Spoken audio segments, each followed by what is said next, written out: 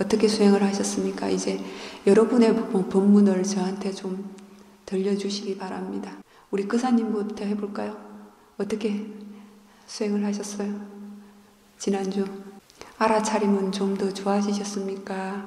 안 좋아지셨습니까? 수행이 잘 될 때는 어떻게 잘 되었고 안 될 때는 어떻게 안 되었습니까? 왜 더 잘 안 됐다고 생각하십니까? 한번 알아차림을 놓쳤을 때 얼마나 빨리 알아차림이 들어옵니까? 노릇치는 그 자체가 많았다고 해서 알아차림이 힘이 약해졌다고는 생각하지 마십시오. 오히려 정말 사띠의 힘이 정말 좋아지게 되면 아주 자주 놓친다는 사실을 알게 됩니다. 한번 알아차림했을 때 얼마나 빨리 알아차림이 다시 들어옵니까? 만약에 예전보다 더 길게 알아차림을 놓친다면 그것은 진짜 사띠의 힘이 약해진 것입니다. 흥미롭고 기특하고 하는 그 맛이 있었는데, 알아차림하는 맛이 있었는데 암안심이 생겼고 그 다음에 만족감이 생겨서 그런 겁니다. 마음은 수행에 대해서 만족감이 생기고 이제 할 줄 알게 되었다 하는 암안심이 생기게 되면은 느슨해지게 됩니다. 그럴 때 정말 완벽하게 알아차림이 이어지는가, 지혜의 힘이 알아차림이 이 정도로 이어졌다면 지혜의 힘은 얼마나 더 좋아졌는가 하는 새로운 목적지가 있어야 하는 것입니다. 그런데 이제 그사님은 이제는 좀 의도적으로 애를 써서 알아차림하지 않아도 자연스럽게 알아차림이 생겨나고 또 이어지고 하는구나 하는 것에 대해서 스스로 만족을 했던 것입니다. 처음에는 이제 수행하는 방법을 몰랐기 때문에 굉장히 의도적으로 애를 쓰셨지 않습니까? 그사님께서 법문을 늘 듣고 있으면서 그 법문이 들릴 때마다 한번 스스로 알아차림이 들어오도록 하는 방법으로 애를 쓰셨는데, 이미 이제 그런 방법은 스스로에게 식상해지신 거예요. 자신의 지혜를 활용을 하셔야 돼요. 이제는 자신의 지혜를 활용을 하십시오. 그리고 그렇게 마음이 느슨해져서 알아차림이 약해졌을 때의 허물을 보세요. 알아차림을 놓쳤을 때 마음의 질이 어떤지를 잘 보세요. 네, 그때 한번 봐야 되는 게 아니라 순간순간 알아차림이 놓쳤다가 다시 들어올 때 그 알아차림을 놓친 만큼 마음의 질이 어떠해졌는가 하는 것을 순간순간 돌이켜 보아야 합니다. 첫 번째로는 알아차림을 놓치다가 다시 들어올 때 자책하는 마음이 생겼다고 했는데, 그 자책하는 마음이 생겼을 때 마음이 편안합니까? 편안하지 않습니까? 그렇다면 그것은 알아차림을 놓쳐서 한번 당한 것이고, 자책하는 마음이 생겨나서 두 번 마음의 질이 떨어진 겁니다. 두 번 당한 것입니다. 그럴 때 알아차림을 놓쳤구나 하는 것을 알았을 때 알아차림이 들어온 것입니까? 안 들어온 것입니까? 예. 그렇다면은 아무리 얼마를 놓쳤든 간에 그 순간 다시 알아차림의 불씨가 들어왔다는 것에 대해서 스스로 기뻐해야 합니다. 이미 놓친 것에 대해서는 어떻게 할 수 있습니까? 없습니까? 예. 그리고 그사님 마음에는 또 자연스럽게 예전처럼 잘 될 때를 기대하는 마음이 있기 때문에, 한순간 또 내가 노력하면 그렇게 될 것이다 하는 기대감이 있기 때문에 그렇게 잠깐 노력했는데 또 안 되면 또 실망하게 되는 거예요. 이미 과거에 잘 이어졌다는 순간은 잊어버리세요.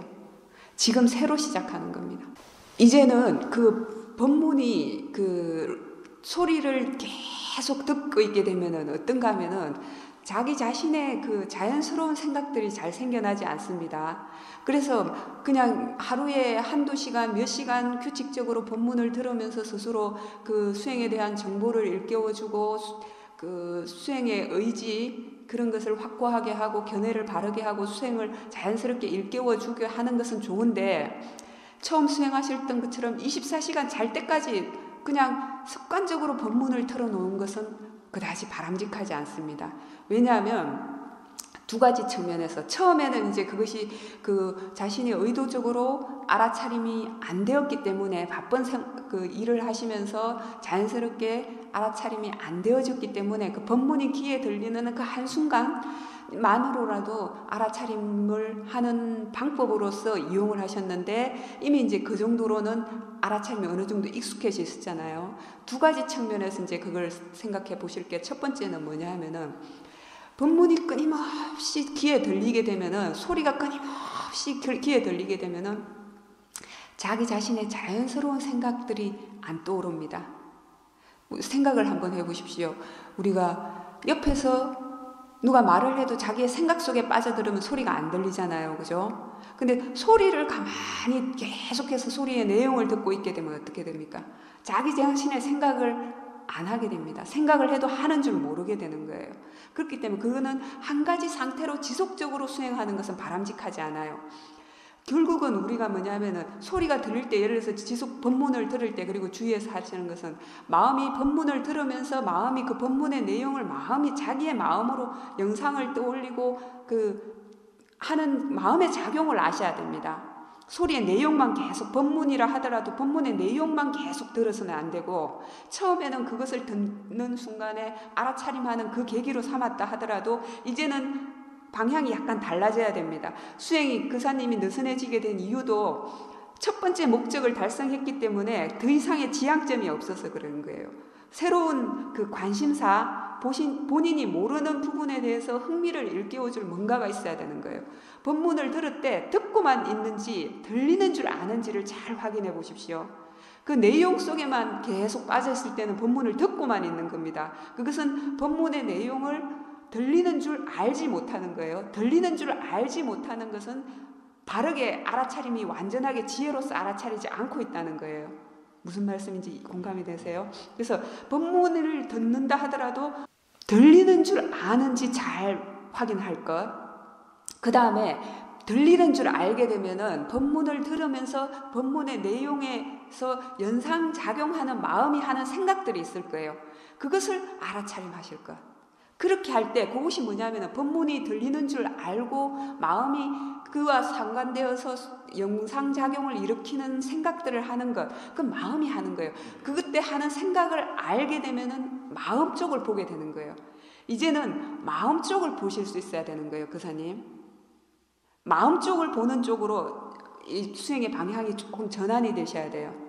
그리고 또 한 가지 바람직하지 않은 측면은 그렇게 의도적으로 계속 수행에 대한 생각만 일깨워주는 것은, 그 외부 환경에서 일깨워주는 것은 자기 자신의 자연스러운 힘하고는, 물론 그것을 통해서 기본적으로는 힘이 축적이 되어졌지만 일정 방향에서는 자연스럽게 노출되어지는 시간도 있어야 되는 거예요. 이 몸과 마음이 자연스러운 상황 속에서 자기 자신의 그 지혜를 이제는 활용을 해서 수행을 힘을 키워가는 그런 시간도 이제는 가지셔야 됩니다. 무슨 얘기인지 아시겠어요? 자연스럽게 생각이 떠오를 때 일상 속에서 일을 하시면서 알아차림을 놓치게 되는 이유가 뭡니까? 그 해야 할 일 속에 골몰해서잖아요. 그죠? 그리고 그 해야 하는 일들에 관한 생각들을 하기 때문에 그 생각들을 대상으로 알아차림하지 못하기 때문에 자꾸 놓치시는 거잖아요. 만약에 이것을 계속해서 법문을 틀어놓는 것으로서 알아차림하는 습관만 키우게 되면은 자연스러운 상황 속에서 일하면서 마음이 많은 생각들을 하게 되고 그 생각들을 대상으로 알아차림하게 되고 그 일하면서 로바가 탐심, 잘하고자 하고 빨리 하고자 하는 그런 마음들이 일어나는 것을 대상으로 알아차림하고, 이런 자연스러운 수행이 그 힘을 키운 그런 기회를 놓치게 되는 겁니다. 이제는 그러한 자연스러운 속에서 그 그사님이 일하시는 그 자연스러운 상황 속에서 수행의 힘을 키워가는 것도 연습해 보셔야 될 시간입니다. 그 다음에 또 한 가지는 이제 부처님 당시에 보면은 이런 일이 있었습니다. 그 왕비의 하녀 중에 매일 부처님께 꽃을 사다가 바치는 그런 하녀가 있었는데, 어느 날 그 꽃을 사러 갔다가 부처님 법문을 듣고는 그 자리에서 지혜가 있는 사람이었기 때문에 수다원 도화가의 지혜가 생겼어요. 그 전까지는 항상 그 꽃을 예를 들어서 10,000원어치를 사오라고 했으면 5,000원은 자기 주머니에 넣고 5,000원치만 꽃을 사서 왕비에게 갖다 줬었는데, 그날은 10,000원치의 꽃을 다 사서 왕비에게 갖다 줬습니다. 그래서 이제 왕비가 물었습니다. 아니 왜 오늘따라 꽃이 더 많아졌느냐. 솔직하게 말을 했어요. 사실은 제가 그동안은 5,000원은 제 주머니에 넣고 5,000원치만 사다 드렸습니다. 그래서 왕비가 궁금했습니다. 그러면 왜 오늘은 10,000원치를 다 사왔느냐 했더니, 제가 가다가 부처님의 법문을 들었는데 그 법문을 들으면서 제 마음이 아주 정직해졌고 어떤 지혜가 생겼는데 그 지혜의 힘에 의해서 저는 더 이상 거짓말하고 싶은 마음이 생기지 않습니다. 그래서 그 10,000원치를 다 사왔습니다. 그동안의 허물에 대해서 용서해 주십시오 라고 얘기를 했습니다. 그 말을 듣고 왕비가 아주 놀랐습니다. 그리고 그 하녀에게 거기서 들었던 법문을, 부처님의 법문을 자기에게도 들려달라고 했습니다. 그런데 하녀가 그냥은 안 된다고 했습니다. 왜냐하면 이것은 나 자신에 대한 예우가 아니라 법에 대한 예우를 갖추어 달라고 했습니다. 그래서 단상을 만들어 달라고 했습니다. 그래서 높은 자리에 올라가서 부처님으로부터 들은 법문을 들려줬습니다. 그것은 그 하녀에 대한 예우가 아닙니다. 진리에 대한 예우, 지혜에 대한 예의인 것입니다. 그래서 스님들이 법문을 할 때는 하지 말라고 한 부분이 있는데 부처님께서 이런 상황에서는 법을 설해서는 안 된다라고 하셨어요. 병든 상태가 아닌 상태에서 누워있는 사람에게는 하지 말라라고 하셨어요. 팔짱을 끼고 있거나 무릎을 세우고 있는 사람에게도 법문하지 말라고 하셨어요. 왜? 무릎 세우든 뭐 팔짱을 끼고 있든 법문을 들으면 될 건데 왜 안 되는가?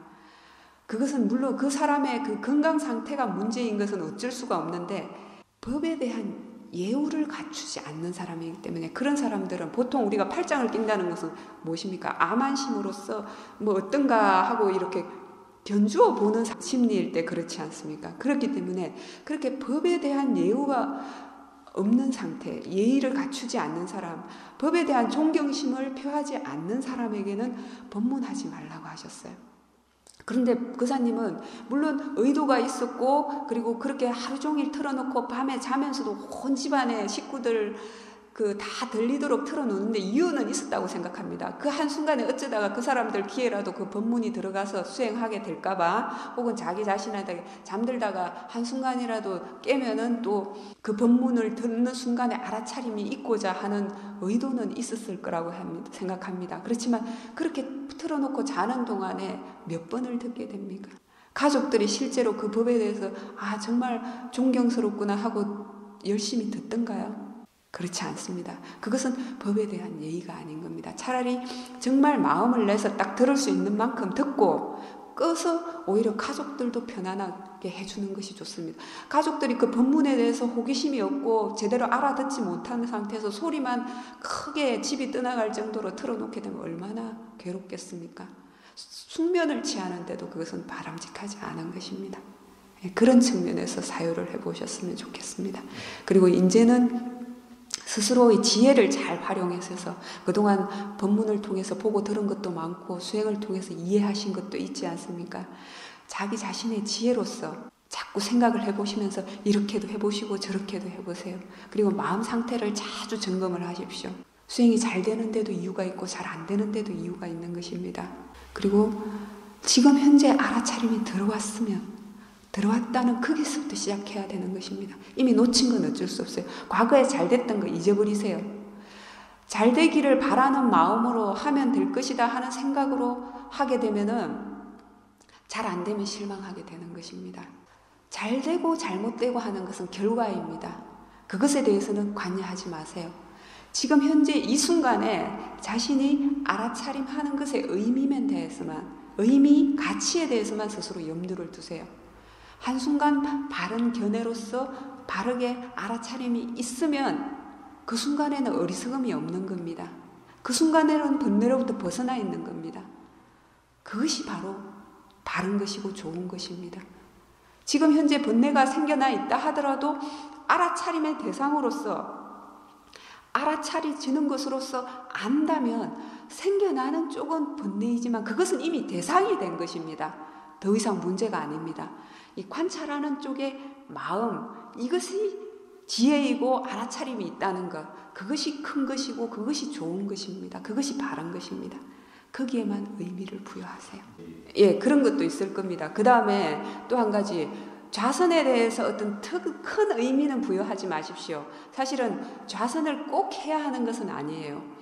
우리가 수행을 한다는 것은 어떤 상황이든지 알아차림이 지속되는 것이 중요한 것입니다. 그래서 좌선을 왜 하라고 하냐면은 일상의 상황 속에서 일을 하면서도 수행할 수 있고 걸어다니면서도 수행할 수 있고, 부처님은 화장실에 앉아서 대소변을 보는 순간까지도 알아차림이 이어져야 한다고 하셨어요. 그런데 사람들이 일상의 일을 하면서 활동을 하면서는 마음이 그 일하는 속으로 빠져들고 계속 그 눈으로 보이고 들리는 대상 속으로 빠져들어서 자기 자신에 대한 알아차림이 잘 안 되기 때문에 그냥 아무 일도 하지 말고 자기 자신에 대해서 알아차림의 힘을 키우는 그러한 시간을 가지라고 좌선을 하라고 얘기하신 겁니다. 그래서 좌선을 해야 된다, 안 해야 된다는 생각은 내려놓으세요. 그리고 안 하고 싶으면 굳이 안 하셔도 됩니다. 단지 주무시기 전에는 잠깐 그냥 한 5분 정도만, 일단 한 5분 정도에서는 한번 시작해 보십시오. 그리고 좌선을 하면서 마음으로 하여금 수행하는 일을 시켜줘야 돼요. 일상에서는 왜 알아차림이 또 더 자연스럽게 되어지는 것 같은데 좌선은 더 안 된다고 여겨지는 경향이 있냐면은, 일상에서는 이렇게 움직임이, 몸에 움직임이 있고 보이는 사실이 계속해서 변화하거든요. 시선이 여기저기 바뀌게 되고 소리도 여기저기 바뀌게 되는데, 좌선을 하게 되면 마음이 가만히 있게 됩니다. 마음이 한 곳에 머무는 듯한 느낌이 들 수가 있어요. 그렇게 되면 그 마음이 실정이 내고 그 더 이상 뭐 어떤 특별한 변화가 없다라고 생각하게 되면은 좌선이 흥미를 잃게 됩니다. 좌선한다는 생각을 하지 마세요. 앉아있을 때 주무시기 전에 5분에서 시작하고 새벽에 잠에서 깨어서 5분에서부터 시작을 해보십시오. 좌선한다는 생각은 내려놓으세요. 그 다음에 좌선을 해서 움직이고 싶으면 움직이세요. 움직이고 안 움직이고가 중요한 게 아니라 알아차림이 있는가 없는가, 그것이 중요한 것입니다. 그 다음에 의도적으로 육근을 확인해 보세요. 앉아서. 자, 보인다는 사실을 알고 있는가? 눈으로 감으면 안 보입니다. 그죠? 눈을 탁 뜨면은 자기가 지금 보고 있는가, 보이는 걸 알고 있는가? 보고 있는가 하고 보이는 걸 알고 있는가? 알 수 있습니까? 어떻게 다른가요? 보는 작용하고 보이는 작용. 그러면 앉아서 그런 걸 의도적으로 확인을 해주세요. 아, 지금 딱 자연스럽게 내버려 두고 앉아서 수행한다는 생각은 내려놓고, 아, 잠깐 마음을 좀 체크하고 잠을 자야 되겠다, 혹은 새벽에 일어나서 잠깐 마음을 체크하고 하루를 시작한다라는 그런 기분으로 시작을 하십시오. 자, 지금 눈으로 보인다는 사실을 알고 있는가, 보고 있는가, 보이는 걸 알고 있는가, 소리를 듣고 있는가, 들리고 있는가, 지금 한번 해보십시오. 온몸에서 느껴지는 느낌을, 그냥 감각을 느끼고 있는가, 대상으로 알아차림하고 있는가. 이 몸과 마음에서 생겨나는 모든 것은 자연의 이치일 뿐이다. 알아차려야 할 대상일 뿐이다. 대상으로 알고 있는가. 그렇게 전체적으로 한번 확인을 해주세요. 그리고 한번 자연스럽게 내버려 두세요. 마음을 알아차림에, 자기 몸속에 알아차림이 있도록만 탁 던져둔 상태에서 그냥 안다는 사실을 의도적으로 마음의 주의를 이런 식으로 육근에 대해서 확인을 한번 쭉 해주세요. 일을 시키세요. 마음으로 하여금 의도적으로 수행하는 일을. 그리고 심심하면 의도적으로 눈을 떠서 시선을 한번 돌려보세요. 시선을 돌릴 때마다 알아차림이 있는가 없는가. 움직이고 싶으면 움직이세요. 좌선해야 될 때 안 움직여야 된다고 말하지 않았어요. 움직이고 안 움직이고가 중요한 게 아니라 알아차림이 어떤 상황에서는 알아차림이 이어지는 겁니다. 사념처 수행이라는 것은, 이 알아차림 수행이라는 것은 몸이 움직이고 안 움직이고 하는 게 중요한 게 아닙니다. 알아차림이 어떤 상황에서건 육근에 대해서 눈, 귀, 코, 혀, 온몸을 통해서 느껴지는 감각, 그리고 마음에서 일어나는 일들에 대해서 알아차림이 이어지는가 안 이어지는가, 그것이 중요한 것입니다. 알아차림이 이어지는 수행이 바로 위파사나 수행입니다. 알아차림의 힘을 일단 키워서 지혜가 생기도록 하는 것에 대한 수행이 이 우리 사념처 위파사나 수행입니다. 왜 알아차림이 먼저 이어져야 할까요? 바둑 많이 두신다고 하셨는데, 바둑 두실 때 잠깐 딴 생각 자꾸 빠져들어서 상대편의 수를 놓치게 되면 어떻습니까? 자기 자신의 수만 알아야 되는 게 아니지 않습니까? 그죠? 이 수행도 보면은 이 바둑이라든지 이런 게임하는 심리하고 아주 비슷한 측면이 있습니다. 우리가 처음에는 수행을 의도적으로 하지 않습니까? 의도적으로 하는데 이 수행에는 이 수행하는 마음 쪽이 있고 생겨나는 현상 쪽과 번뇌라는 측면이 있습니다. 이 번뇌라는 측면이 있고 생겨나는 현상 쪽의 측면이 있기 때문에 자신의 의도대로 안 되지 않습니까? 그죠? 의도대로 안 되지 않습니까? 그때 상대편, 즉 번뇌 쪽, 생겨나는 쪽에 대해서도 잘 알아야지만이 이 싸움에서 우리가 수행하는 힘을 더 키울 수가 있지 않습니까? 바둑에서도 어떻습니까? 자기 자신의 수만 생각해서는 안 되지 않습니까? 상대편이 의도를 짐작하고 이 상대편이 한 수 한 수 두는 것에 대해서 왜 두는가를 알아야 그 상대편을 이길 수 있지 않습니까? 그죠? 그렇다면은 그 상대편 바둑 두는 과정을 봤다가 안 봤다가 생각에 빠져들었다가 안 빠져들었다가 하면은 그 바둑으로부터 이길 수가 있습니까? 없습니까? 바둑에 대해서 이해할 수 있습니까? 없습니까? 매 순간 자기 자신에 대해서 알아차림이 이어져야 하는 이유도 바로 이것입니다. 결국은 자기 자신의 몸과 마음에 대해서 이해하고자 수행하는 것입니다. 우리가 왜 지금까지 슬프고 왜 괴로웠고 왜 마음이 편안하고 왜 어떨 때는 편안하지 않고 왜 어떨 때는 괴롭고 왜 어떨 때는 분노가 일어나고 이러한 것들에 대해서 이해하기 위해서 그러한 것들로부터 벗어나기 위해서 수행하는 것입니다. 그러한 것들로부터 벗어나고자 한다면 일단은 그것들에 대해서 잘 알아야 하는 것입니다. 지혜라는 것은 그러한 것들에 대해서 무조건 부정적인 것을 외면하고 따로 어떤 잘 되는 것을 개발하는 것이 지혜가 아닙니다. 바둑도 마찬가지일 거라고 제가 잘 알지는 못합니다만은 바둑도 자신이 잘 되는 쪽만 알아야 되는 것이 아니라 안 되는 상황에서도 어떻게 헤쳐나가야 되는지 악수도 잘 알아야 되고 그 상대편이 잘 두었을 때 그것으로부터 벗어나는 방법도 그 공경에 처했을 때 벗어나는 그런 묘안도 잘 능숙해져야 바둑으로부터 이기지 않습니까? 수행도 마찬가지입니다. 그래서 자기 자신에 대해서 좋은 마음이든 안 좋은 마음이든 매 순간순간 늘 지속적으로 알고 있어야지 지혜가 조금씩 개발을 되는 것입니다. 바둑도 처음 하루 배웠을 때, 1년 했을 때, 10년을 뒀을 때 많이 하면 많이 둘수록 그것 바둑에 대해서 이해되는 게 많아지지 않습니까? 수행도 마찬가지입니다. 수행도 딱히 이게 1급이다, 2급이다가 없을 뿐이지 오랫동안 수행을 해보면 자기 스스로 알 수 있게 될 것입니다. 그러기 위해서 늘 지속적으로 매 순간 알아차림을 해야 되는 것입니다. 부처님께서 45년 동안 법문을 하셨는데 그 중에서 제일 많이 쓰신 말씀이 뭐냐면은 늘 항상 지속적으로 자기 자신을 돌아보는 것을 잊지 말아라 라고 하셨어요. 그 말씀을 가장 많이 하셨어요. 잊지 않는다는 것이 뭡니까? 자신의 몸과 마음을 대상으로 알아차림이 있으라 라고 하셨던 것입니다. 왜? 그 한순간 알아차림이 없게 되면 어리석음이 번뇌가 생겨나기 때문입니다. 그러면 또 이 몸과 마음에서 탐착하고 즐겁고 괴롭고 하는 이 윤회의 길을 반복하게 되는 것입니다. 그것으로부터 벗어난 그 이면의 근원적인 진리에 대해서 이해하고자 수행하는 것입니다.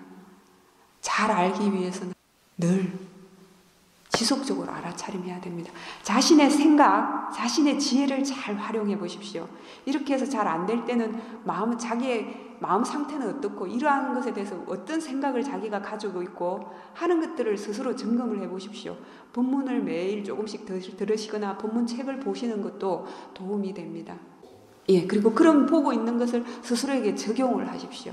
그 다음에 그러면 그 외의 상황에서 의도적으로 행선을 한다든지 하실 때는 알아차림이 잘 이어진다고 하셨는데 그러면 그 외의 시간 식사를 하시거나 대화를 할 때 그리고 기원에서 바둑 두실 때 그럴 때는 어떻습니까? 예, 처음에는 그게 정상입니다. 처음에는 누구나 다 10번 중에 한두 번 알아차림하는 것에서 시작합니다.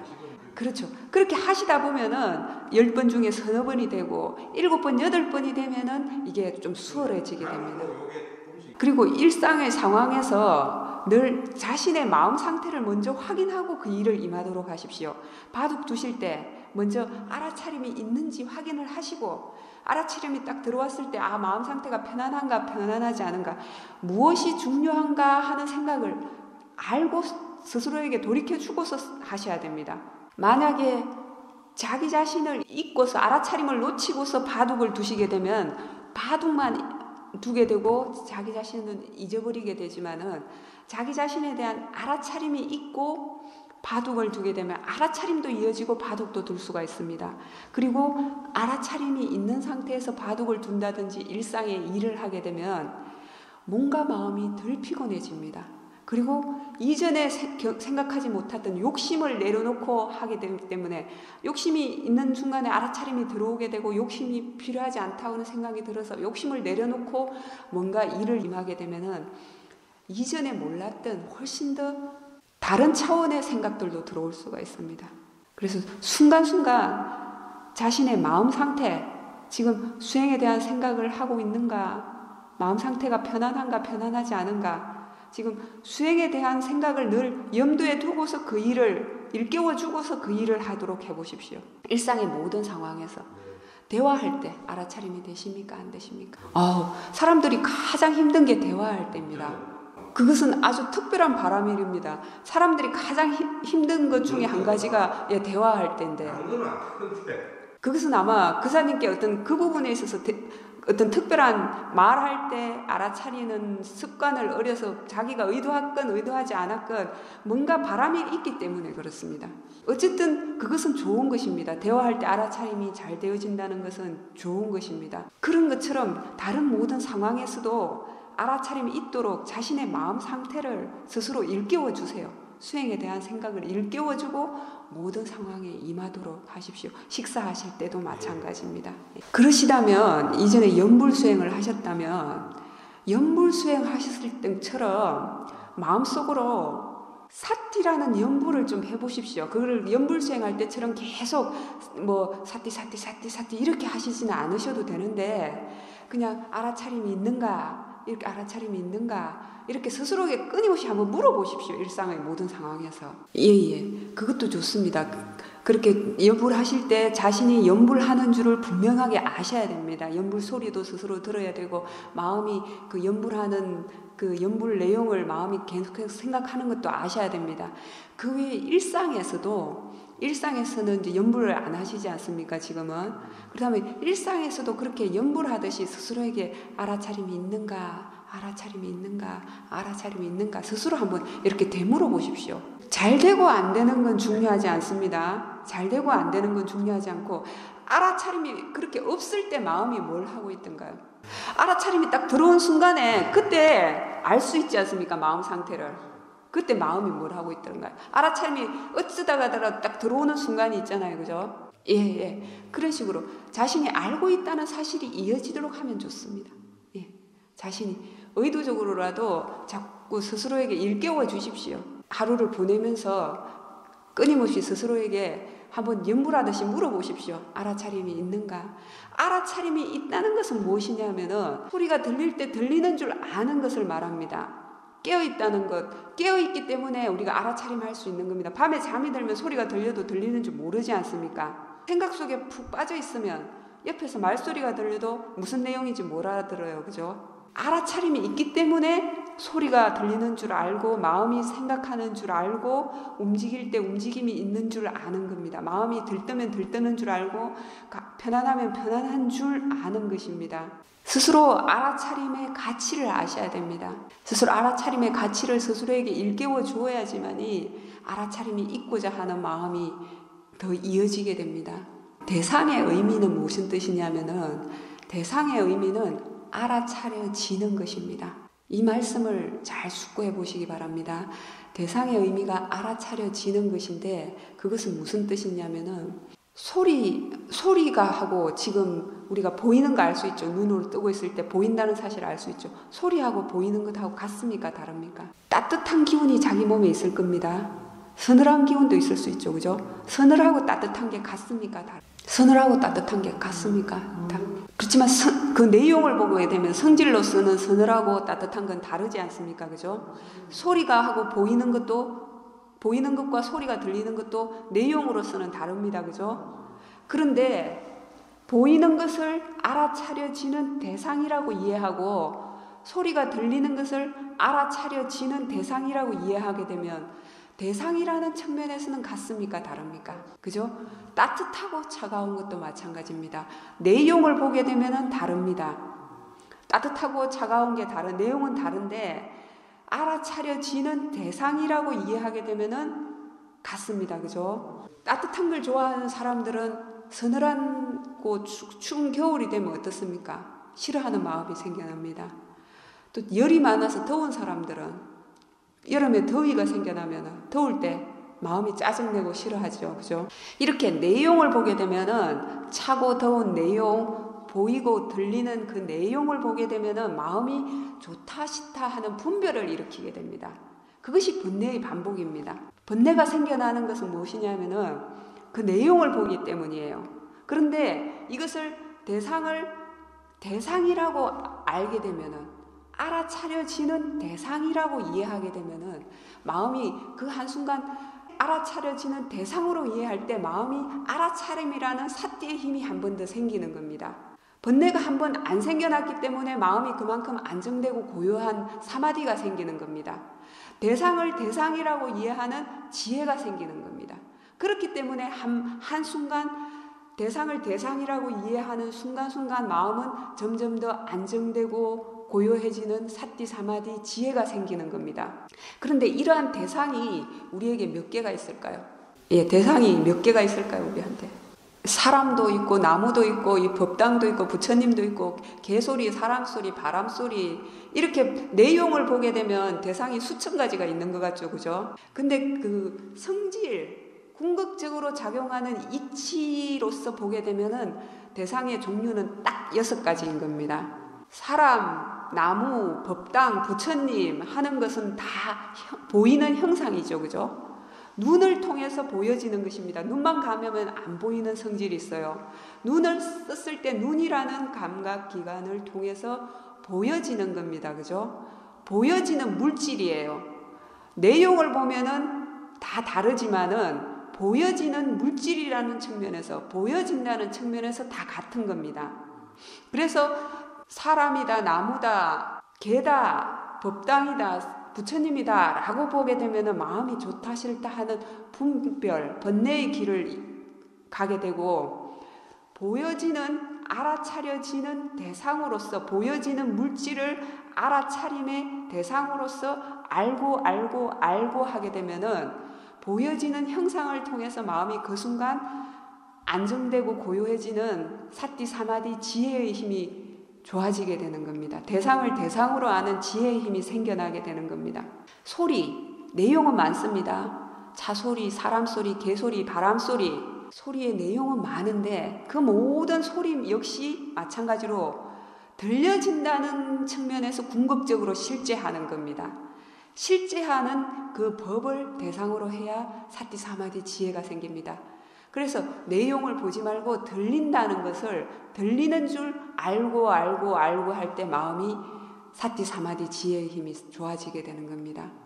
한순간 그래서 이렇게 보이고 들리고 냄새, 맛, 온몸을 통해서 생겨나는 감각 그리고 마음이 하는 생각들, 마음이 작용하는 것들, 마음이 수행하는 일을 하는 것들 이러한 것들을 아는 것 이러한 것들을 한번 알 때마다 마음이 점점 더 안정되고 고요해지는 사띠의 알아차림과 사마디 그리고 지혜의 힘이 생겨나게 되는 것입니다. 역으로 말하자면 그러한 것을 한번 알아차림을 놓치는 순간에 우리는 지금까지 습관처럼 똑같이 내용을 보게 되는 겁니다. 사람의 내용을 보게 되고 저 사람이 깨끗하다 깨끗하지 못하다 키가 크다 작다 분별을 일으키게 되고 저 개가 예쁘네 안 예쁘네 저 집이 지저분하네 깨끗하네 하는 분별들을 일으키게 되는 겁니다. 알아차림이 없고 대상을 대상으로 아는 지혜가 없게 되면 그래서 이 육문에서 일어나는 것들에 대해서 한순간 견해를 바르게 하고 알아차림하는 것에 의미가 있는 것입니다. 대상이 생겨나는 문은 종류를 따지면은 딱 6가지 뿐인 겁니다. 이 6가지 대상을 아는 문은 바로 마음입니다. 6가지를 이 마음으로써 알아차릴 수가 있는 것입니다. 육문에서 일어나는 것에 대해서 마음이 한번 알아차림하는 의미가 바로 이것입니다. 너무 더 많으면 곤란한, 관찰하기가 더 힘들지 않습니까? 이 마음이라는 문이 모든 것을 다 포용합니다. 모든 것을 다 알아차림하시기 힘들면 이 마음이 알아차림이 있다는 사실을 알 수 있죠. 그죠? 그 알아차림이 있다는 사실만 이어지도록 해보십시오. 어떤 대상을 아는가 하는 것은 중요하지 않습니다. 어떤 대상을 아는가 하는 것은 중요하지 않고 단지 알아차림이 있도록만 하면은 이 몸과 마음에서 일어나는 일들에 대해서 한 가지는 알 수가 있습니다. 그 한 가지를 알고 있는 것이 지속되도록만 해보십시오. 이제 좌선할 때 그렇단 말씀이시죠. 그죠? 고요해졌을 때 지루한 마음이 생긴다는 것은 무엇이냐면 대상 쪽을 보기 때문이에요. 현상 쪽을 보기 때문이에요. 관찰자를 관찰하고 자각하고 있지만 그 고요함 자체를 느끼고 있기 때문에 그 고요함에 빠져 있기 때문에 지루하다는 생각이 드는 거예요. 그리고 또 한 가지 지루한다는 생각이 드냐면 그거는 뭐냐면은 같은 것을 계속해서 보고 있다. 같은 것이 경험되어진다라고 생각하게 되면 마음은 지루해지게 됩니다. 사실은 마음이 안정되고 고요해진다 그렇게 되어지면 마음이 안정되고 고요해졌을 때는 지혜가 생겨날 수 있는 기회입니다. 그럴 때 한번 조사를 해보십시오. 스스로. 지금 관찰자를 말씀하셨다면은 그 생겨나는 쪽과 관찰하는 수행하는 쪽의 마음이 차이점을 아시잖아요. 그죠? 관찰하는 마음 쪽의 마음 자세를 보세요. 지금 정말 확실하게 알고 있는가? 개념을 보고 있는가? 알아차림이 있는가?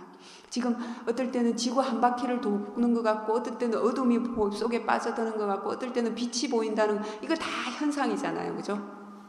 나타나는 현상 쪽이에요. 그런 쪽에 의미를 두지 마시고 그렇게 되었을 때 스스로 사유를 해보세요. 그렇게 마음이 고요해졌을 때 그때가 바로 조사를 할 수 있는 시간이에요. 조사를 할 수 있는 좋은 시간이에요. 그럴 때 조사를 하게 되면 지혜가 생겨날 수 있습니다. 어떤 것이 정말 대상 쪽이고 어떤 쪽이 마음 쪽인가? 관찰하는 마음 속에 정말 흥미가 있는가? 무조건 그냥 몰입해서 관찰만 하는 것은 아닌가? 스스로 반문을 해보세요. 생각을 좀 해주세요. 대상을 대상이라고 알고 있는가? 그 고요함 역시 대상입니다. 고요함이 지속되는가? 고요함이 새록새록 생겨나는 새로운 것인가? 고요함이 지속된다고 생각하는 것은 마음이 개념을 보고 그 고요함 속에 빠져서 내용 속을 보고 있기 때문이에요.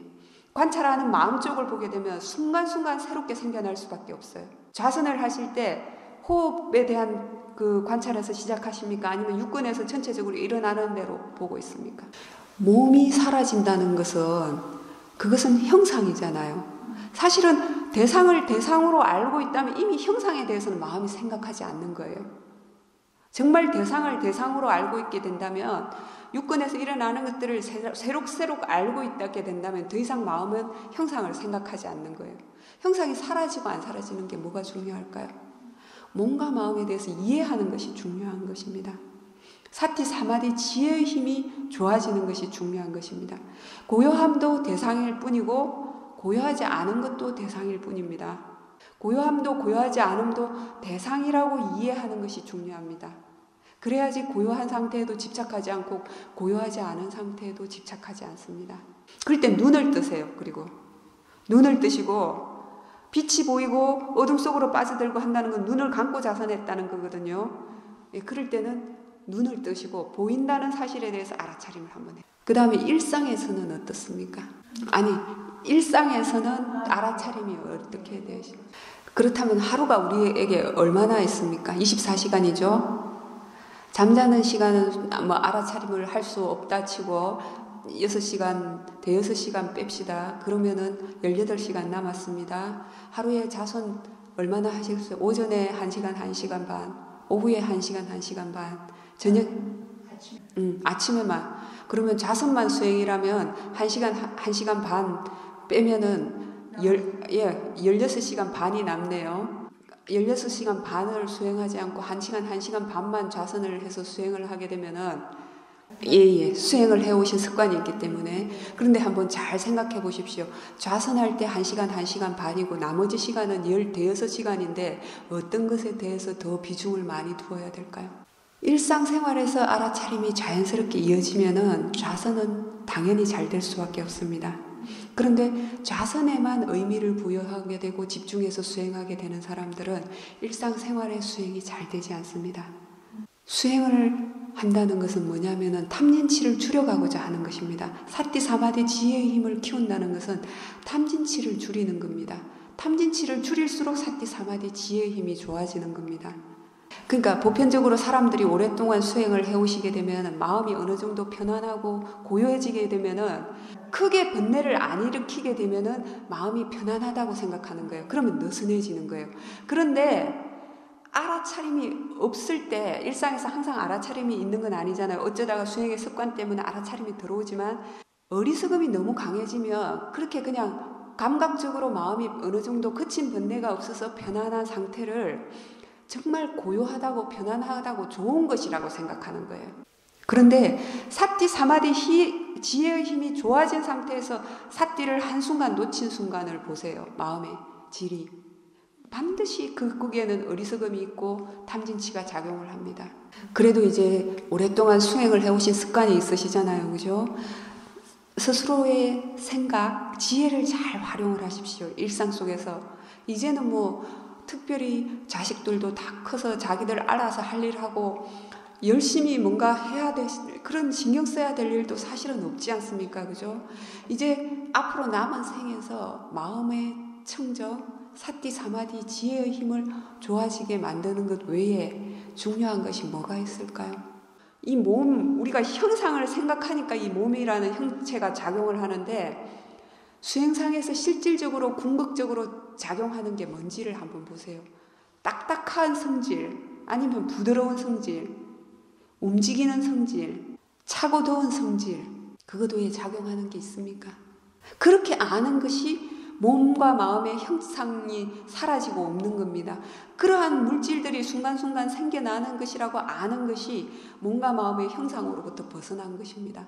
이 보이는 것이 눈으로 보이는 것이 아니라 단지 보인다는 사실, 보이는 물질이 새록새록 생겨난다고 알 때, 들리는 소리가 새록새록 생겨나는 것이라고 알 때, 그때 더 이상 우리는 나라는 것이 작용하지 않아요. 그렇게 자연적인 현상들이 새록새록 생겨나는 것만이 존재할 뿐입니다.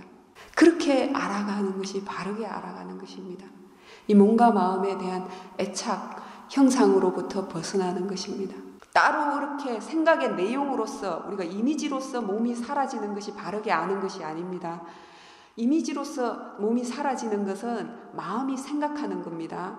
자선을 해서 몸이라는 형상이 그 이미지가 사라졌다라는 것은 지혜가 없기 때문에 몸이라는 이미지가 사라졌다고 아는 것입니다. 그렇게 아는 것은 윗바사나 수행을 하면서 지혜로서 대상이라고 이해하는 수행자들은 그러한 개념에 의존하지 않아요. 마음이 생각하는 것은 마음이 생각하는 것이라고 알아요. 그렇게 몸이 형상이 사라지지 않고 하는 것은 사라지지 않는 것은 마음이 형상을 생각하기 때문이고 사라지고 없다면은 마음이 형상을 생각하지 않기 때문이에요. 예, 맞습니다. 맞는데 이제 그런 것에 너무 지나치게 의미를 부여하지 마시라고요. 그렇게 내용을 보게 되고 형체가 퍼지고 고요하고 이러한 것이 반복된다고 생각하니까 어느 순간 마음이 목적지를 잊어버리고 지루해지게 되는 거예요, 자선에서. 그럴 때 관찰하는 마음 쪽에, 수행하는 마음 쪽에 정말 지혜가 있는가, 대상 쪽을 보고 있는가, 관찰하는 마음 쪽에 머물고 있는가, 대상을 대상이라고 알고 있는가, 그 고요함 속에 빠져 있는가, 이러한 것들을 한번 조사를 해보십시오. 그리고 일상에서의 수행에 더 의미를 부여하십시오.